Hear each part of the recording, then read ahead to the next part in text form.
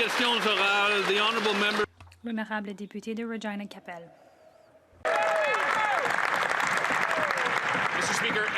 Monsieur le Président, tous les dollars dépensés par ce gouvernement libéral viennent des poches des Canadiens. C'est l'inflation ou des augmentations d'impôts. On apprendra aujourd'hui que viendra retirer des poches le gouvernement fédéral. Toutes les lourdeurs administratives, les règles, la réglementation, toutes les dépenses débridées du gouvernement seront déterminées par ce premier ministre. Les conservateurs n'appuieront pas un budget qui accroîtra le coût de la vie pour les Canadiens. Plutôt que de demander aux Canadiens de payer davantage pour faire fonctionner l'appareil administratif, pourquoi ne pas diminuer les coûts pour tous? Honorable leader du gouvernement en Chambre. Merci. Une excellente journée pour l'opposition officielle.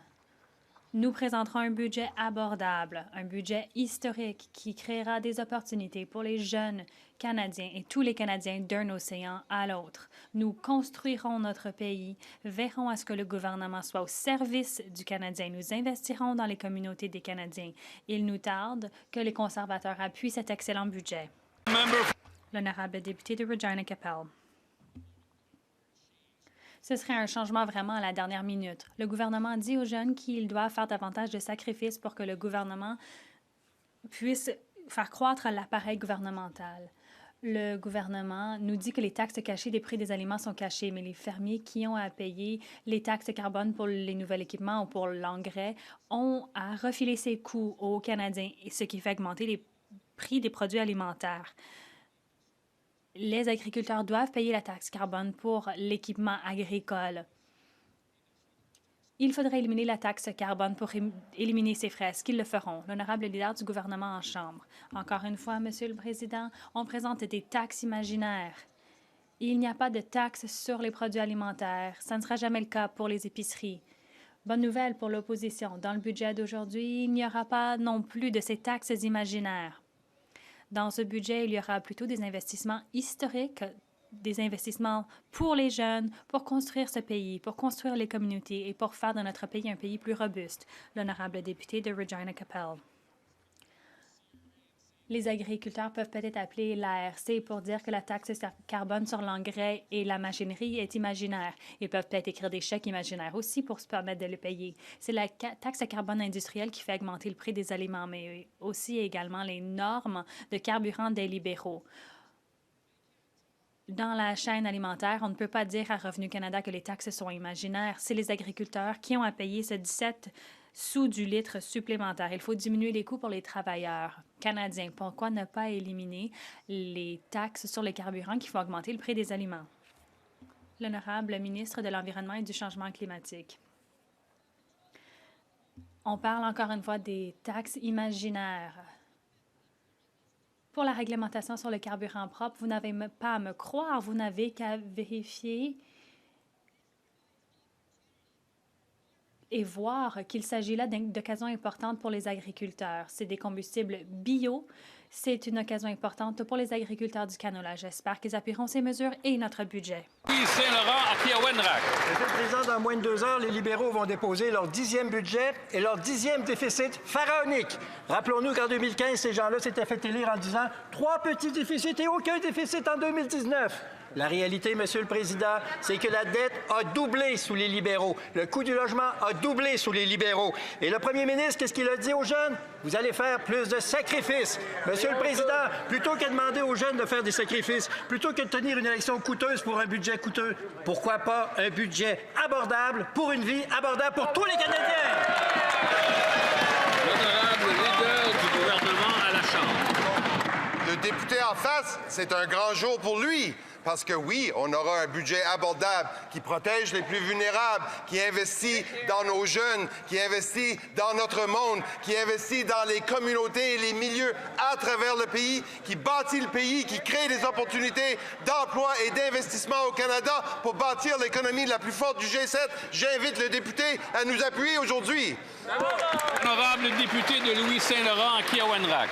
Monsieur le Président, tous les Canadiens souhaitent un budget qui va juguler le coût de la vie qui est très fort pour tous les Canadiens. Mais là où ça fait le plus mal, c'est l'alimentation. 2 fois plus d'inflation pour l'alimentation. 2 200 000 Canadiens fréquentent les banques alimentaires. Et rappelons-nous que le premier ministre s'est fait élire en disant quoi?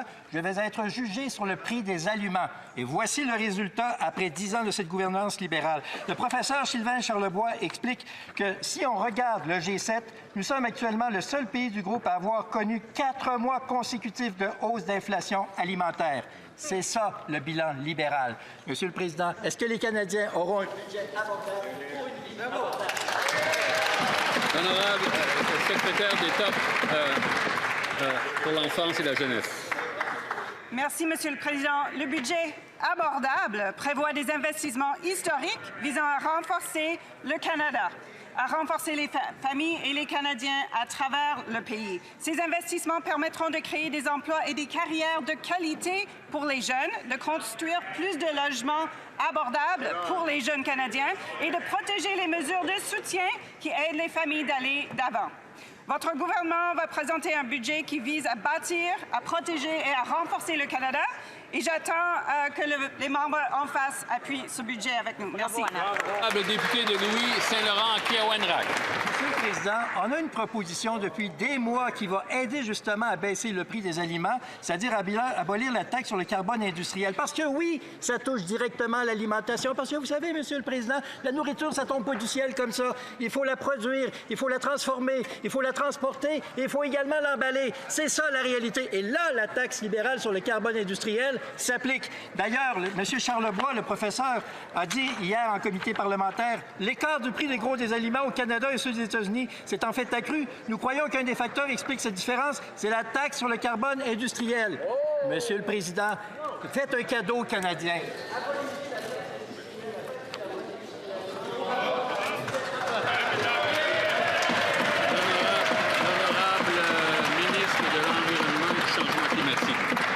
J'aimerais bien dire, si on a toujours qui parle des taxes imaginaires, c'est exactement ça. On va parler du réalité. Notre gouvernement va présenter un budget responsable. Ça va attaquer l'abordabilité pour aider les Canadiens parce que nous appuyons les Canadiens. Nous, on est prêts à travailler fort pour les Canadiens et pour bien bâtir notre pays. J'espère que les conservateurs vont nous appuyer aussi à le faire. Bravo. Honorable député de Saint-Jean. Les libéraux ont annoncé qu'ils mettent la hache dans leur projet de planter 2 milliards d'arbres. Ça nous prouve qu'encore une fois, ils n'ont rien compris. Si tout le monde riait d'eux avec ce programme-là, c'est pas parce qu'il était mauvais le programme puis qu'il fallait le couper, c'est parce que les libéraux étaient juste incapables de les planter, les arbres. Tout le monde riait d'eux parce qu'année après année, ils rataient leur cible. Aujourd'hui, on apprend qu'ils abandonnent le programme. Bref, au lieu de se corriger quand ils sont incompétents, ils préfèrent lâcher. C'est-tu vraiment ça, l'approche libérale?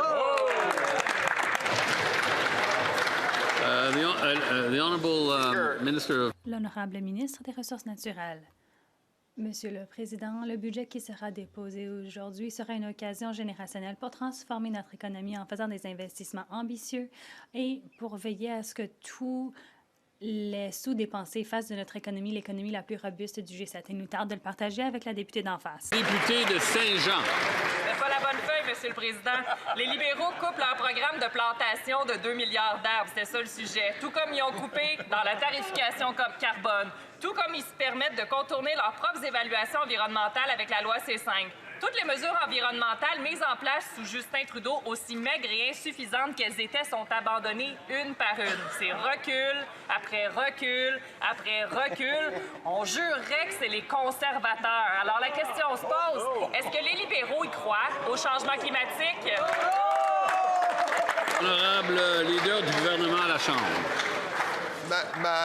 Mon estimé collègue, l'autre bord, devra attendre le budget, mais ce que je peux confirmer, c'est qu'on va continuer de faire en sorte que le Canada soit un meneur dans le monde en matière de changement climatique. Je peux confirmer qu'au lieu de reculer, on va avancer, avancer, avancer au Canada. Je suis certain que la députée ne souhaite pas qu'on n'exécute pas de gros projets, de grands projets au Québec, comme dans le reste du Canada. Mais, Monsieur le Président, je peux assurer la députée que nous allons investir dans nos jeunes, investir dans nos milieux et investir pour faire avancer le pays. L'honorable député de Repentigny. Monsieur le Président, les libéraux annoncent l'abandon de leur stratégie de planter 2 milliards d'arbres aujourd'hui. C'est significatif d'abandonner cette stratégie-là. C'est une des seules mesures vertes qui restait de l'ère Trudeau et ça se fait le jour d'un budget de tous les dangers pour l'environnement. Ce budget-là va détailler la nouvelle stratégie fédérale baptisée la compétitivité climatique. Si la compétitivité climatique, ça implique de couper la tarification carbone, couper les quotas de véhicules électriques, couper la plantation d'arbres, encourager l'expansion du pétrole et du gaz, est-ce qu'on ne devrait pas nommer ça la capitulation climatique? L'honorable ministre de l'Environnement.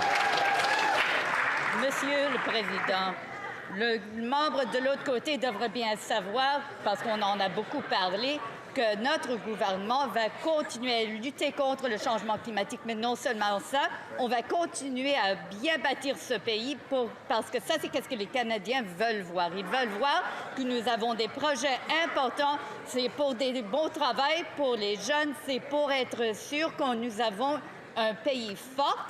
Et nous, on va continuer à le faire. J'espère qu'ils vont appuyer notre budget. Bravo. L'honorable député de Leeds-Grenville, Thousand Islands, Rideau Lakes. Tout dollar dépensé par ce gouvernement libéral vient de la poche des Canadiens. Les taxes plus élevées, l'inflation qui s'ensuit. Aujourd'hui, à 16 heures, on apprendra ce qu'on viendra repêcher encore une fois des poches des Canadiens. Les Canadiens pourraient payer de 300 à 400 $ de plus en coût d'épicerie en raison des taxes sur l'emballage alimentaire. Les Canadiens veulent un budget abordable pour une vie abordable. Est-ce que le premier ministre éliminera ces taxes sur l'emballage alimentaire plutôt que de tenter d'en arriver à une élection coûteuse en présentant un budget coûteux? L'honorable secrétaire d'État pour les institutions financières. Merci. Il s'agit d'un jour historique pour le pays. Aujourd'hui, notre gouvernement déposera un budget disciplinaire générationnel. Nous transformerons l'économie de la résilience pour devenir l'économie la plus robuste des pays du G7. Nous investirons davantage dans les projets en capitaux afin de faire croître notre économie afin qu'elle devienne la plus robuste de tous les pays du G7. J'espère que le député d'en face nous appuiera et appuiera le budget. Merci. L'honorable député de Leeds-Grenville, Thousand Islands, Rideau Lakes. On entend la même réponse des libéraux. 2,2 millions de Canadiens doivent visiter les banques alimentaires. La taxe carbone industrielle est un autre exemple d'augmentation des coûts pour tous les Canadiens. Les Canadiens ont des factures plus élevées pour moins. Pourquoi est-ce que les libéraux continuent d'imposer ces taxes comme la taxe sur l'emballage alimentaire? Ils aiment bien les consultants. La firme Deloitte a dit qu'elle augmentait les prix des aliments de 30 %. Le premier ministre, pendant qu'il a encore le temps, plutôt que de se lancer en élection coûteuse, est-ce qu'il peut présenter un budget abordable pour une vie abordable pour tous? L'honorable secrétaire d'État. Monsieur le Président, il n'y a pas de taxe sur l'emballage alimentaire. Le parti d'en face est omnibulé par les taxes imaginaires. Parlons d'abordabilité. Parlez de réduction d'impôts pour 22 millions de Canadiens. Ils ne se prononcent pas là-dessus. Parlons de réduction d'impôts pour les propriétaires, les premiers propriétaires. Ils n'en parlent pas. Élimination de la taxe carbone, encore une fois, il reste muet. De ce côté-ci de la Chambre, nous nous concentrons sur l'abordabilité pour les Canadiens. Les Canadiens ont fait un choix lors de la dernière élection. Ils nous ont choisis. Ils ont choisi notre premier ministre. Ils ont rejeté leur leader. Merci. L'honorable député de Kildonan-St. Paul. Monsieur le Président, chaque dollar dépensé par les libéraux vient des poches des Canadiens, ce qui augmente les impôts et l'inflation. Et maintenant, ils aggravent la situation avec les taxes cachées sur les aliments. Par exemple, leur interdiction des emballages en plastique entraînera une augmentation de 5,6 milliards de dollars au prix des aliments. Elle oblige les producteurs à utiliser des emballages plus coûteux qui ne préservent pas aussi bien les aliments, ce qui signifie bien sûr une durée de conservation plus courte, des déchets, des prix alimentaires plus élevés. Le premier ministre cessera-t-il d'essayer d'organiser une élection coûteuse avec un budget coûteux et supprimera-t-il plutôt cette taxe cachée de 5,6 milliards de dollars? L'honorable leader du gouvernement à la Chambre. Comme mes collègues l'ont déjà mentionné, il n'y a pas de telle taxe. Les conservateurs parlent d'une taxe imaginaire. Il n'y a pas de taxe sur l'emballage des aliments au Canada. L'honorable député de Kildonan-St. Paul. Monsieur le Président, les experts nous disent que ces taxes sur l'emballage alimentaire ajoutera 5,6 milliards de dollars. Les libéraux obligent l'industrie alimentaire de reconcevoir l'étiquetage des aliments, qui ajoutera davantage de coûts. On demande de reconcevoir l'emballage alimentaire. Ce n'est pas ce que veulent les Canadiens. Ils veulent des aliments plus abordables. Est-ce qu'ils élimineront ces taxes cachées pour permettre aux Canadiens d'économiser? L'honorable leader du gouvernement à la Chambre. Monsieur le Président, il n'y a pas de taxe sur l'emballage alimentaire. Il n'y a pas de taxe sur l'étiquetage alimentaire, pas de taxe sur les épiceries. Ce sont des taxes imaginaires. Les libéraux répètent la même chose, mais ça n'en fait pas une réalité. L'honorable député d'Oshawa.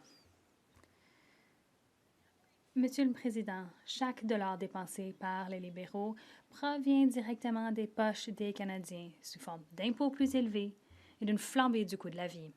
Les libéraux peuvent bien dire que la taxe sur les carburants sont imaginaires, mais mes voisins d'Oshawa en subiront les conséquences. Jusqu'à 17 sous de plus pour l'essence. Le premier ministre cessera-t-il d'essayer d'organiser des élections coûteuses en déposant un budget coûteux et abandonnera-t-il enfin la taxe sur les carburants? L'honorable ministre des Emplois et de la Famille. Nous défendrons les Canadiens tous les jours. Nous investirons dans leur avenir. Nous investirons dans les emplois que souhaitent les Canadiens, que les Canadiens souhaitent occuper. Les Canadiens se serrent les coudes pour faire du Canada un pays fort. Et c'est exactement ce qu'appuiera notre budget. Nous mettrons en place les outils afin que tous les Canadiens puissent prospérer. J'espère que nos collègues nous appuieront. L'érable Claude-Binière. Quand le gouvernement libéral dépense $1, il y a $1 qui sort de la poche d'un Canadien quelque part à cause des taxes plus élevées de l'inflation libérale. L'hypocrisie libérale atteint un sommet, M. le Président, quand il cache des taxes sur le dos des familles qui peinent à se nourrir. Oui, c'est une taxe cachée quand il refuse une facture de 5,6 milliards aux Canadiens en changeant les règles d'emballage des aliments. Au lieu de déposer cet après-midi un budget coûteux, est-ce que le premier ministre va abolir la taxe sur l'emballage et redonner 5 milliards aux familles dans un budget abordable pour une vie abordable? Le leader du gouvernement à la Chambre. Monsieur le Président, l'ensemble des Canadiens savent qu'il n'y a pas de taxe sur l'emballage, il n'y a pas de taxe telle que décrit par le député, il n'y a pas de taxe sur l'alimentation à l'épicerie, il n'y en a pas de taxe. Ce sont des taxes imaginaires qu'avancent les conservateurs, mais ça n'existe pas. Les Canadiens le savent. C'est le temps que les conservateurs s'allument également. Le député de Mégantic-l'érable Claude-Binière. Il n'y a rien d'imaginaire quand les mères de famille n'ont pas d'argent tout court pour payer le lait, le fromage, la viande dont elles ont besoin pour bien nourrir leurs enfants. Par exemple, Monsieur le Président, la taxe industrielle sur le carbone leur coûtera jusqu'à 1 000 $ d'argent bien réel par année. Pendant qu'elles se demandent comment elles vont payer leur épicerie, le premier ministre lui essaie de provoquer une élection coûteuse avec un budget coûteux. Pourquoi qu'il ne pense pas aux familles et simplement annuler cette taxe industrielle sur le carbone à la place qui va rendre la vie de plus en plus inabordable, Monsieur le Président? Honorable ministre de l'Industrie. Président, écoutez, mon collègue, c'est pas parce qu'il pose toujours la même question qu'il s'attend nécessairement à avoir toujours la même réponse. Donc, notre point présentement, c'est que non seulement il parle de taxes imaginaires, mais en plus, il ne fait pas référence au fait que nous avons coupé les taxes. Nous avons fait une diminution d'impôts pour la classe moyenne. En plus, le prochain budget qui va être déposé tantôt devant cette Chambre, Monsieur le Président, va faire en sorte de protéger nos jobs, protéger notre économie, protéger nos communautés. Il va être là aussi pour bâtir notre pays, bâtir notre économie avec des grands projets, des investissements majeurs en défense et aussi notre budget va être là pour renforcer. L'honorable député de Saint-Hyacinthe-Bagot-Acton. Monsieur le Président, alors que le premier ministre revient d'une mission en Asie, rappelons que la Chine est massivement dans le commerce de produits issus du travail forcé, incluant celui d'enfants. La diversification économique ne doit jamais se faire au profit de l'esclavage moderne et au mépris des droits humains. Le Bloc québécois a déposé le projet de loi C-251 pour empêcher toute importation à partir de régions soupçonnées de recourir à l'esclavage moderne, à moins que le vendeur ne prouve qu'il ne profite pas du travail forcé ou du travail d'enfants. Est-ce que le gouvernement va appuyer notre projet de loi? L'honorable ministre des Affaires étrangères. Monsieur le Président, merci mon honorable collègue pour la question. Bien sûr, ce n'est pas la position de notre gouvernement d'appuyer le forced labor, pas du tout.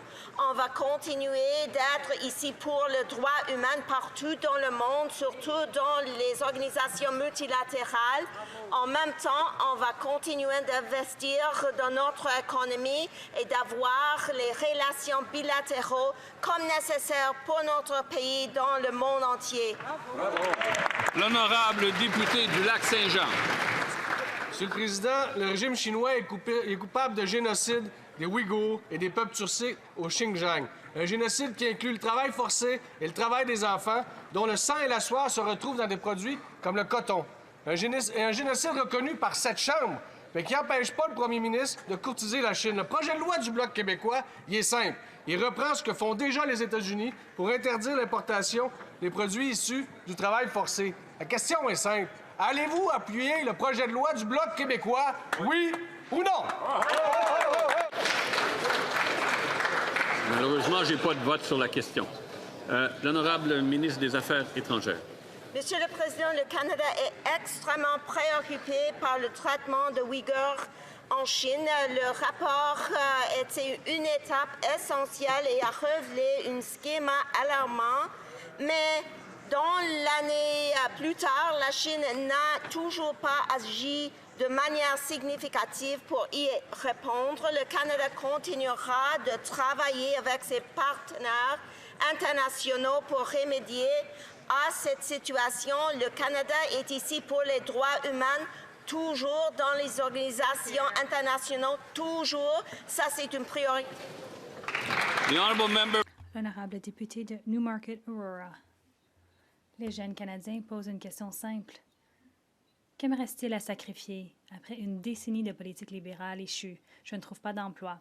Je reporte la fondation de ma famille. Je ne peux pas me permettre une maison. J'habite dans le sous-sol de mes parents. Que me reste-t-il à sacrifier, Monsieur le Premier ministre? Et quelle est la réponse de ce gouvernement libéral? Nous allons hypothéquer votre avenir avec encore plus de dettes générationnelles. Est-ce que le premier ministre va cesser de rompre ses promesses, freiner ses dépenses inconsidérées et enfin présenter un budget qui donne aux jeunes Canadiens une chance de mener une vie abordable? L'honorable secrétaire d'État pour les enfants et la jeunesse. Merci. Dans le budget d'aujourd'hui, nous livrerons des investissements historiques pour faire du Canada un pays fort, des familles fortes, des communautés fortes d'un océan à l'autre, des investissements qui créeront des emplois de qualité bien rémunérés pour les jeunes, qui créera de l'infrastructure, des maisons plus abordables pour les jeunes Canadiens, protégera les mesures de soutien qui permettent aux Canadiens et aux familles de s'en sortir. Nous déposerons un budget pour autonomiser et appuyer les Canadiens et le Canada, et j'espère que les députés d'en face appuieront ce budget. L'honorable député de Newmarket-Aurora. Les libéraux répètent ces mêmes mots depuis plus d'une décennie, mais la vie n'a fait qu'être plus difficile. Ils disent que c'est un investissement, mais ce n'est pas. C'est une hypothèque sur l'avenir de nos jeunes. Une jeune fille originaire d'Halifax a déclaré à la télévision nationale qu'elle n'avait pas les moyens de faire ses courses, qu'elle ne pouvait pas se travailler. Le taux de chômage des jeunes frôle les 15 %. Pas parce que les jeunes ont baissé les bras, mais parce que le gouvernement libéral les a abandonnés. Est-ce que le premier ministre cessera de demander aux jeunes d'en sacrifier encore plus et livrera un budget abordable pour une vie abordable? L'honorable ministre du Logement et de l'Infrastructure. Merci. Notre gouvernement agit pour rendre la vie plus abordable pour les jeunes. Nous livrons du logement plus abordable à l'échelle du pays. Les loyers sont à la baisse. Les prix sont à la baisse et c'est une bonne chose pour les jeunes Canadiens. Nous ne nous arrêtons pas là. Nous offrons davantage de logements pour les jeunes Canadiens, pour que les Canadiens qui accèdent à la propriété pour la première fois puissent faire des économies de quelques 50 000 $ canadiens, 1 000 $. L'honorable député de Richmond Hill South. Ce premier ministre libéral a dit aux jeunes Canadiens qu'ils doivent faire des sacrifices. eh bien, ils ont déjà dû sacrifier des emplois bien rémunérés et leur rêve d'accéder à la propriété. Ils ont déjà payé le prix avec l'explosion des coûts alimentaires. Les déficits inflationnistes ne font qu'ajouter de l'huile sur le feu. Une jeune fille originaire d'Halifax a dit que l'insécurité alimentaire n'est pas une bonne chose. Trouver un emploi, c'est encore plus difficile. Le taux de chômage chez les jeunes frôle les 15 %, le taux le plus élevé depuis 2010, à la sortie de la grande récession. Les libéraux cesseront-ils de demander aux jeunes de faire davantage de sacrifices? Est-ce qu'ils respecteront enfin leurs promesses? L'honorable secrétaire d'État pour le travail. J'ai sillonné le pays, j'ai rencontré des représentants syndicaux et ils sont emballés à l'idée de notre plan pour Maison Canada et l'infrastructure au pays. Cela crée des occasions d'embaucher des étudiants secondaires, des apprentis, des occasions d'investir dans la prochaine génération de travailleurs qualifiés. Si les conservateurs veulent un budget abordable pour une vie abordable, ils peuvent le faire aujourd'hui en votant en faveur de notre budget. Richmond Hill South. Le député de Richmond Hill South. Monsieur le Président, la seule chose qui est générationnelle avec les déficits libéraux, c'est la dette que la prochaine génération devra payer. Les déficits font en sorte que tout coûte plus cher. Les jeunes ne trouvent pas d'emploi, ils ne peuvent se payer un loyer, ils ne peuvent se payer l'épicerie. Ils doivent sacrifier en ne se nourrissant pas bien. C'est au point où il y a des aliments comme Hamburger Helper et du ramen qui sont très tendance dans les médias sociaux. Alors pourquoi le gouvernement ne donne pas aux Canadiens, les jeunes, ce dont ils ont besoin, c'est-à-dire un budget abordable pour une vie abordable? Le secrétaire d'État. Bon, c'est ce que disent les conservateurs, mais en réalité, à chaque fois qu'il y a une possibilité de voter pour des mesures qui appuieront les Canadiens, ils votent contre. Ils ont voté contre les soins dentaires. Ils ont dit que le programme alimentaire canadien, c'est un programme poubelle. Et ils ont voté contre une baisse d'impôts qui aide 22 millions de Canadiens. Ils continuent de dire non, mais nous investissons. Nous investissons pour aider les familles, pour abaisser le coût de la vie, pour se doter d'un avenir meilleur pour les Canadiens. Donc, Monsieur le Président, aujourd'hui, ils auront une autre occasion de voter pour un budget qui sera bon pour les Canadiens. Vont-ils se joindre à nous? Le député de Terra Nova de Peninsulas. Monsieur le Président, l'insécurité alimentaire, ce n'est pas une bonne chose et ne pas se trouver du travail, c'est encore pire. Les jeunes de 19 ans du Canada Atlantique souffrent. Le taux de chômage monte en flèche, près de 15 % Et pourtant, le premier ministre a dit aux jeunes Canadiens qu'ils devraient sacrifier davantage, mais ils ont déjà trop sacrifié et ils doivent quitter leur ville natale pour essayer de se trouver du travail. Ça veut dire qu'ils sacrifient les soupers avec grand-maman. Alors, pourquoi est-ce que les libéraux ne contrôlent pas leurs dépenses de sorte que le Canadien puisse avoir une vie abordable et qu'il n'ait pas à payer la note? La ministre des Pêches et Océans. Monsieur le Président, je suis si fière d'être en mesure de prendre la parole aujourd'hui par rapport à ce que le député de Terre-Neuve et Labrador a dit. Je veux parler des mesures que nous mettons en place pour les jeunes travailleurs, pour qu'ils puissent suivre une formation en construction, des soudeurs, par exemple. Nous allons renforcer le Canada grâce à cette formation. J'étais très fière de faire une annonce la semaine dernière et c'est là l'une des nombreuses mesures que nous prenons. Il y a aussi de l'aide pour les familles, pour les enfants et j'espère que le député va voter pour le budget. Le député de Port Moody Coquitlam. Monsieur le Président, l'économie mondiale est en évolution et nous devons être à la mesure. Il y a des tarifs qui refaçonnent les marchés et notre principal partenaire est de plus en plus non fiable. Il faut agir. Est-ce que le secrétaire d'État aux institutions financières peut dire comment est-ce que le Canada va être à la hauteur de ce moment historique grâce à nos investissements? Le secrétaire d'État aux institutions. Je remercie la députée de son excellente question. Nous vivons un moment de transformation et nous allons passer d'une ère où nous sommes dépendants et nous serons maintenant résilients plutôt. Nous allons faire parmi les plus grands investissements qui ont été faits par le pays depuis la Deuxième Guerre mondiale. Nous réduirons les dépenses liées au fonctionnement du gouvernement afin d'investir davantage dans une économie canadienne moderne. C'est le temps de voir grand, d'être audacieux, d'agir maintenant et de se doter d'un Canada fort. Le député de Foothills. L'inflation est à 4 en raison de la taxe sur le carbone industriel des libéraux et la taxe sur l'emballage et le conditionnement. Non, les libéraux disent que ce sont des taxes imaginaires, mais il a été confirmé hier que non seulement ces taxes ne sont pas imaginaires, en fait, elles haussent le coût des aliments. Et je veux citer le docteur Sylvain Charlebois qui a dit que le prix en gros des aliments est accru en raison de la taxe sur le carbone, entre autres. Nous sommes préoccupés parce qu'on s'attend à ce que l'inflation alimentaire pose problème à l'avenir. Est-ce que le premier ministre peut mettre fin à son budget inflationniste et à l'ordre? À l'ordre? La ministre de l'Environnement. Monsieur le Président, encore une fois, nous répétons qu'il n'y a pas de taxe sur l'emballage plastique des aliments. Bon, ils peuvent le répéter autant qu'ils veulent, mais cela ne se transformera pas dans la vérité. Donc, aujourd'hui, nous allons déposer un budget qui va appuyer les Canadiens. C'est un grand moment pour notre pays parce que nous allons bâtir un Canada plus fort et j'espère qu'ils vont nous appuyer. Le député de Foothills. Bon, et des choses imaginaires, des gens imaginaires comme la firme Deloitte ou le docteur Sylvain Charlebois disent que les Canadiens doivent payer ces taxes tous les jours à l'épicerie.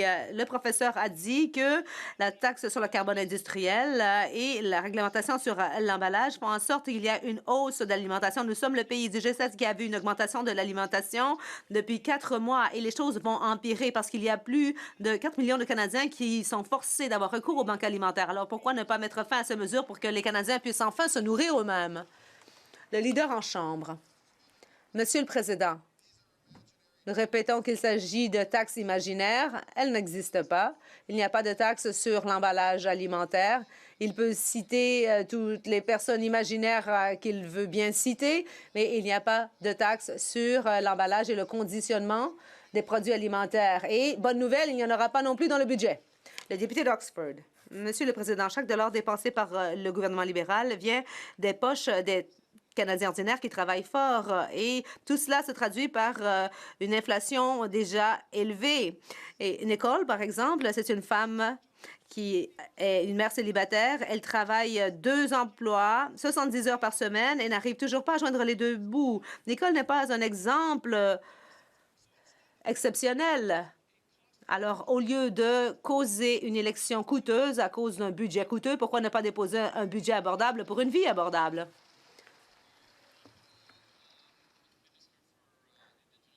La ministre au service aux Autochtones. Monsieur le Président, j'aimerais souligner aujourd'hui que l'opposition peut nous donner l'exemple de Nicole et de ces ménages où il n'y a qu'un seul parent. Et je dois vous dire que ces personnes sont à l'esprit du gouvernement lorsqu'il a dressé ce budget. Et nous voulons protéger les personnes qu'il a citées, y compris les jeunes autochtones qui représentent le pan démographique qui s'accroît le plus. Les Canadiens ont choisi un premier ministre qui a une vision. Ils ont confiance dans cette vision et nous espérons que l'opposition va prioriser la protection du budget canadien dont nous avons besoin à un moment critique. À l'ordre, le député d'Oxford. Monsieur le Président, les Canadiens ont déjà vu ce cauchemar auparavant et cela ne permet pas de remplir les ventres creux.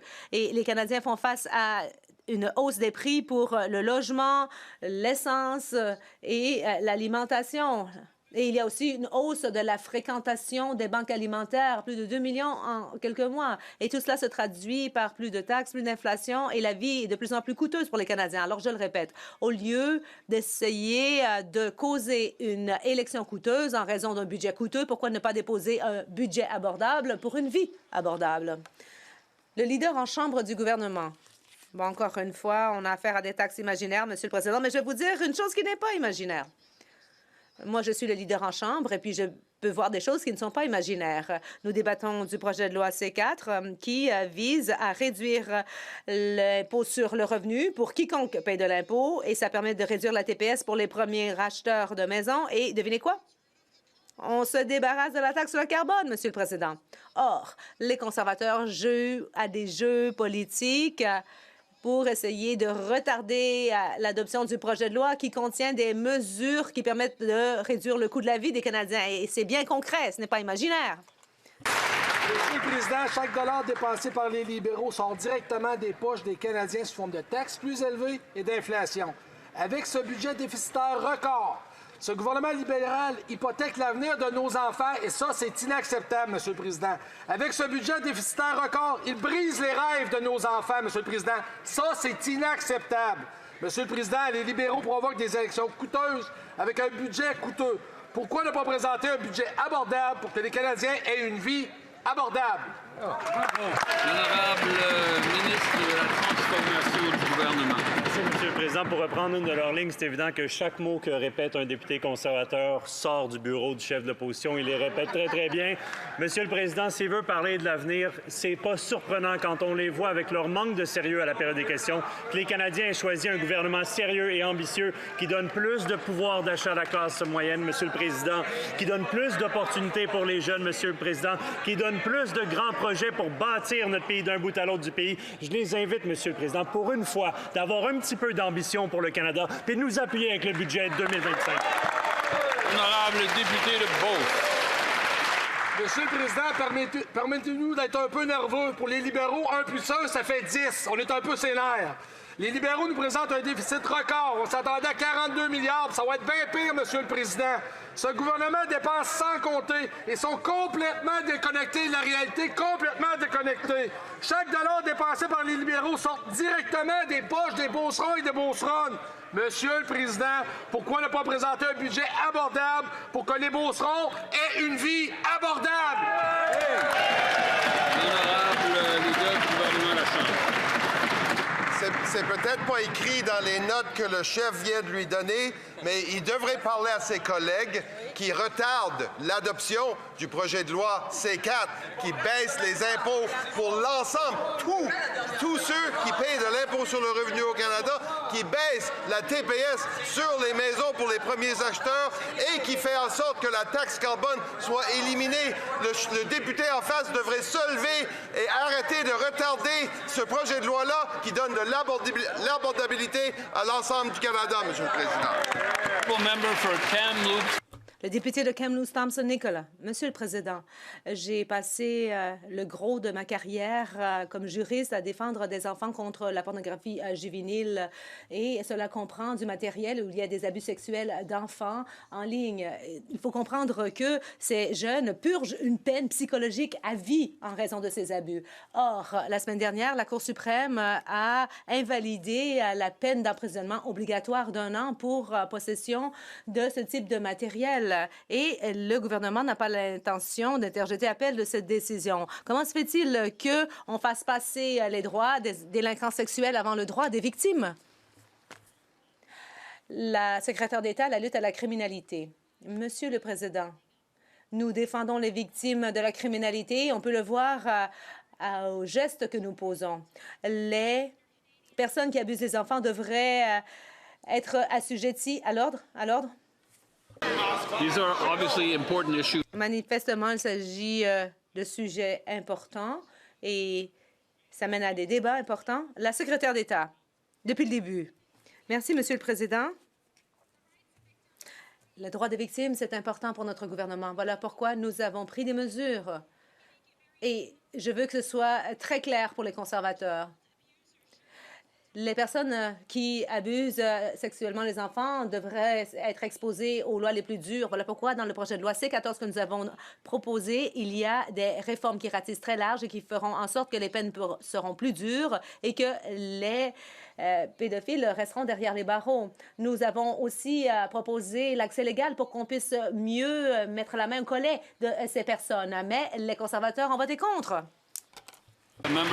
Le député de Kamloops-Thompson Nicola. Monsieur le Président, le projet de loi C14 n'a rien à voir avec les peines minimales obligatoires pour les personnes qui sont en possession ou qui produisent du matériel d'exploitation sexuelle des enfants.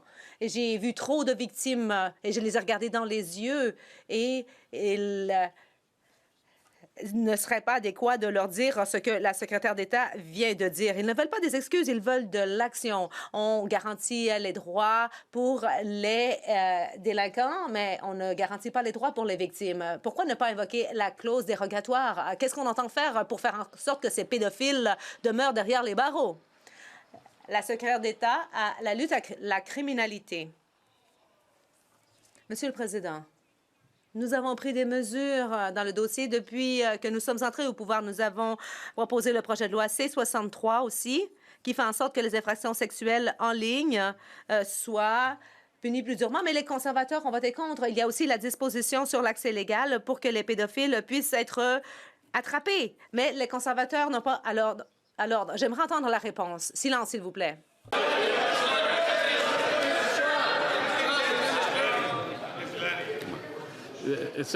La secrétaire d'État peut poursuivre. Monsieur le Président, les pédophiles sont les personnes qui sont parmi les plus méprisables de notre société. Voilà pourquoi nous avons pris des mesures comme le projet de loi C-63, C-14 et aussi les dispositions sur l'accès légal pour qu'on puisse mieux attraper ces personnes. Et nous allons également proposer à l'ordre. L'honorable député de Charlesbourg-Haute-Saint-Charles. Monsieur le Président, la récente décision de la Cour suprême qui conclut qu'une peine d'1 an d'emprisonnement pour avoir accédé à du matériel pédopornographique et en avoir eu la possession constitue une peine cruelle et inusitée est une insulte cruelle envers les victimes de ces crimes. C'est le gouvernement conservateur qui avait à l'époque durci les peines minimales obligatoires pour les contenus pédopornographiques. Mais les libéraux ont confirmé aujourd'hui qu'ils refusaient d'utiliser la clause dérogatoire. Pourquoi ce gouvernement est-il plus porté à protéger la Charte des droits des pédophiles plutôt que la Charte des droits des enfants? Bravo! La secrétaire d'État. Monsieur le Président, nous voulons tous protéger les droits des enfants. Et voilà pourquoi nous voulons que les forces de l'ordre disposent des outils nécessaires pour attraper les pédophiles en ligne. Nous avons aussi proposé des peines plus dures pour les délinquants qui s'en prennent aux enfants. Ces abuseurs devraient être mis derrière les barreaux. Et c'est exactement ce que nous voulons faire avec le projet de loi C-14 et la prochaine loi qui sera déposée en Chambre cet automne. Monsieur le Président, l'économie mondiale traverse un tournant historique. Le système commercial international est en plein bouleversement et l'imposition de nouveaux droits de douane semble désormais devenir la norme. Notre pays en subit les conséquences, ralentissement commercial, perte d'emplois et incertitudes croissantes. Notre principal partenaire commercial n'est plus aussi fiable qu'auparavant, ce qui fragilise notre économie. Notre économie vraiment fait faire face à ça. Et à l'approche du budget de 2025, le ministre responsable du commerce Canada-États-Unis peut-il expliquer à la Chambre comment ce budget d'investissement à la hauteur de l'enjeu historique? Merci. L'honorable ministre responsable du commerce Canada-États-Unis. Monsieur le Président, je remercie notre collègue de Bourassa pour la question. Nous vivons dans un moment de transformation. Nous jetons les bases certains pour les plus importants investissements réalisés au Canada depuis la Seconde Guerre mondiale.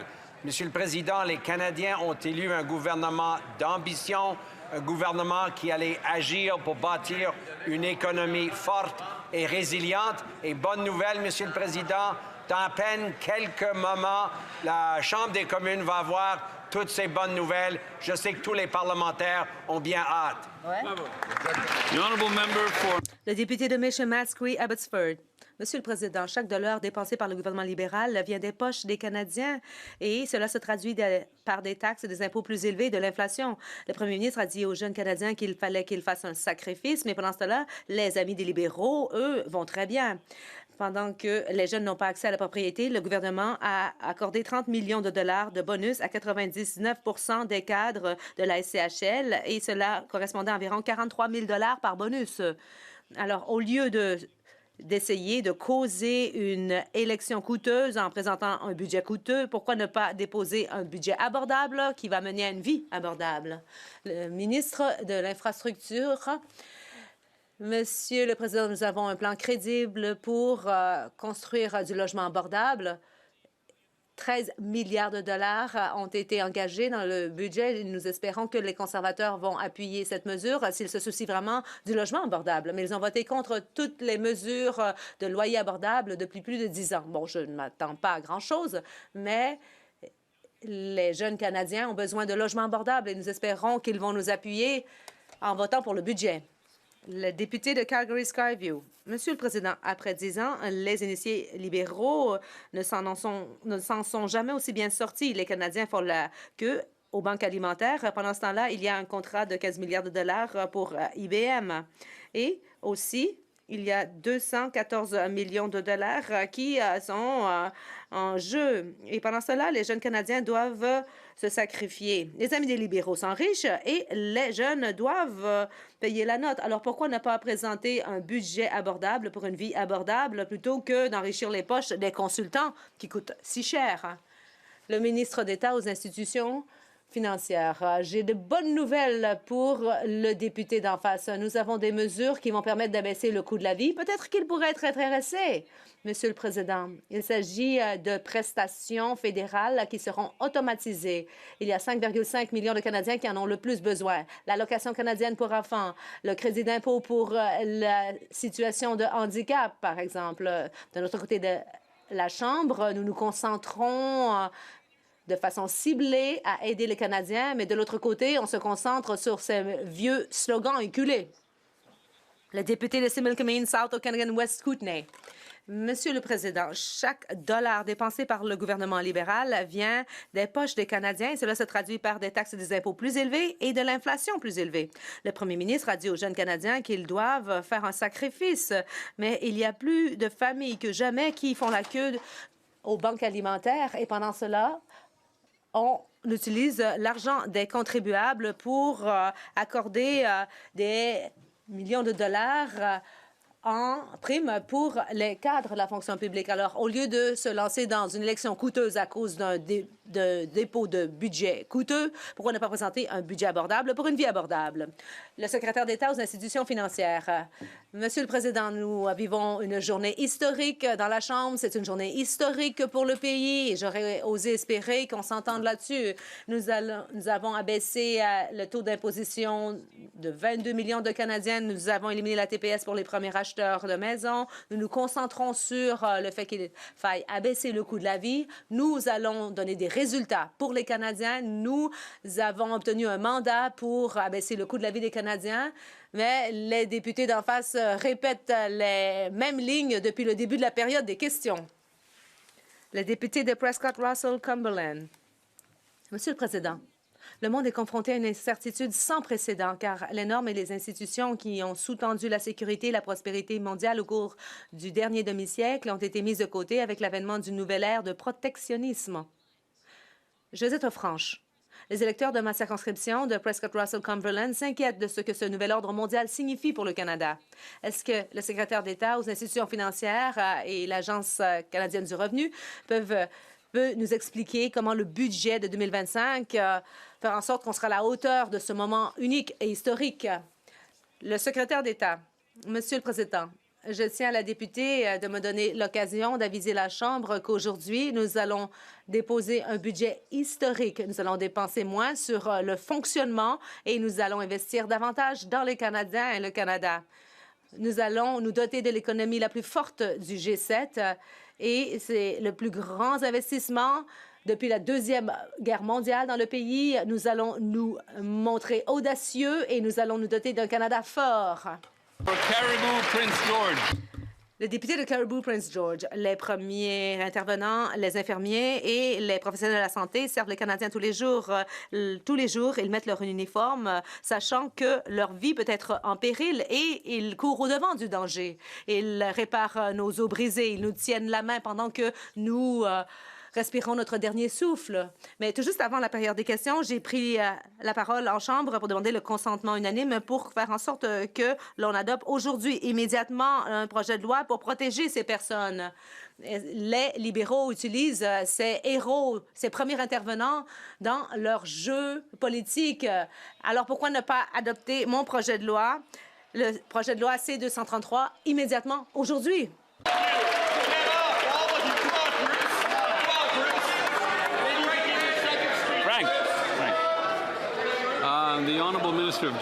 Le ministre de la Justice. Monsieur le Président, je vois que le député d'en face m'a oublié, mais j'ai de bonnes nouvelles.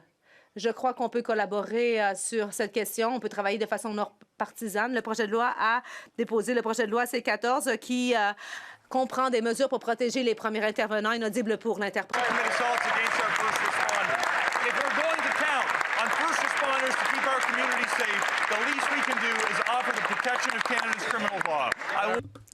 Je vais collaborer avec tous les partis et même les conservateurs pour faire adopter ces mesures pour protéger les premiers intervenants le plus rapidement possible. La députée d'Edmonton-Strathcona. Monsieur le Président, les Canadiens ne veulent pas que les mines... Too much ambient noise. Il y a trop de bruit dans la Chambre. La députée d'Edmonton-Strathcona. Monsieur le Président, les Canadiens ne veulent pas que les mines de charbon détruisent nos montagnes dans les Rocheuses. Il y a 3 ans, on avait promis une réglementation pour protéger les rivières et les lacs de la pollution toxique. Mais là, on comprend qu'au lieu d'offrir une protection, les libéraux offrent une hausse du taux des produits toxiques dans les rivières et les lacs. Alors, pourquoi ne pas mettre les besoins des Canadiens et de l'environnement avant les intérêts économiques? La ministre de l'Environnement. Monsieur le Président, nous avons été très clairs. Nous allons continuer de se battre pour avoir de l'eau et de l'air pur pour des générations à venir. Nous allons continuer de faire croître le Canada. Nous allons bien faire les choses et puis nous allons nous assurer de protéger l'environnement pendant que nous nous dotons d'une économie qui offrira de bons emplois pour l'avenir. Et mon travail, à moi, à titre de ministre de l'Environnement, c'est de nous assurer de continuer à lutter pour l'environnement. Je vais continuer de le faire. Le député de Courtenay-Alberni. Monsieur le Président, les Canadiens sont saignés à blanc, à la pompe, à la caisse des épiceries, sur leurs cartes de crédit, leurs hypothèques et par des factures de téléphone cellulaire qui ne cessent d'augmenter. Tandis que les grandes entreprises enregistrent des profits records. L'année dernière, RBC a réalisé 16 milliards de dollars de profits, Rogers 1,7 milliard, Loblaws 2 milliards de dollars et Imperial Oil près d'1 milliard rien qu'au dernier trimestre. Quand est-ce que ce sera assez? Et est-ce que le gouvernement libéral va comprendre une taxe sur les profits excessifs dans le budget pour mettre fin à cette cupidité corporative? La ministre de l'Industrie. Oui, je suis d'accord avec mon collègue. On doit s'assurer de travailler ensemble pour rendre la vie des Canadiens plus abordable. Voilà pourquoi nous croyons dans la compétition et nous avons pris certaines décisions en matière de frais de télécommunication et aussi nous avons maintenu la décision du CRTC pour qu'il y ait davantage de compétition et cela se traduira par des frais plus faibles pour les Canadiens. Nous allons en faire davantage. Je l'invite à lire le budget relativement à la compétition.